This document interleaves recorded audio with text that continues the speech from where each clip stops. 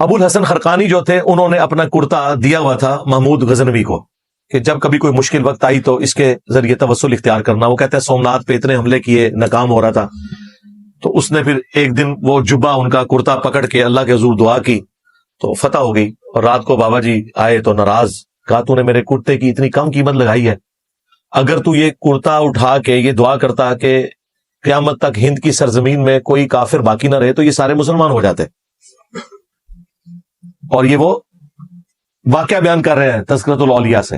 حضرت ابو الحسن خرقانی ایک بزرگ گزرے ہیں, یہ حضرت باعزید بستامی کے سجادہ نشین, اتنے بڑے آدمی تھے. اپنا جبہ دیا محمود غزنوی کو, جب مشکل آئی تو دعا مانگنا آگے رکھ کے اللہ فتح دے دے گا. تو محمود کہتے ہیں جب سومناتھ کے مندر نہیں فتح ہو رہے تھے تو میں نے بابے کا جبہ سامنے رکھ کے دعا کی تو اللہ نے مجھے فتح دے دی. کہتے ہیں بابا جی رات خواب میں ملے تو کہنے لگے تو نے کیا قیمت ڈالی میرے جبے کی؟ کہا حضور کیا مطلب؟ فرمانے لگے تو میرا جبہ سامنے رکھ کے دعا کرتا کہ یا اللہ ہندوستان کے سارے کافر مسلمان ہو جائیں تو اللہ نے توفیق ایمان دے دینی. یہ تو نے کیا دعا مانگی؟ ایک ذمہ دار آدمی.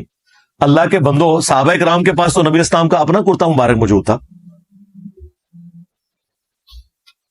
اس سے بڑھ کر جب نبی اسلام اپنا کرتا پہن کے مدینے یا مکے میں چلتے تھے تو آپ کا کرتا دیکھ کے لوگوں نے کلمہ کیوں نہیں پڑھ لیا؟ قرآن میں تو ہے فَلَعَلَّكَ بَاخِعٌ نَفْسَكَ عَلَىٰ آثَارِهِمْ إِن لَّمْ يُؤْمِنُوا بِهَٰذَا الْحَدِيثِ أَسَفًا. اے نبی اپنے آپ کو اس غم میں ہلاک کر لو گے کہ لوگ قرآن کے اوپر ایمان نہیں لا رہے.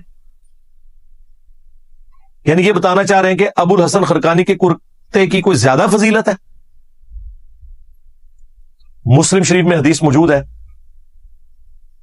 نبی الاسلام کا کسروانی تیالسی کالا جبہ اسما بنت ابی بکر نے نکالا اور کہا یہ نبی الاسلام پہنتے تھے اور ہم اس کا دھون مریضوں کو شفا کے لیے دیتے ہیں.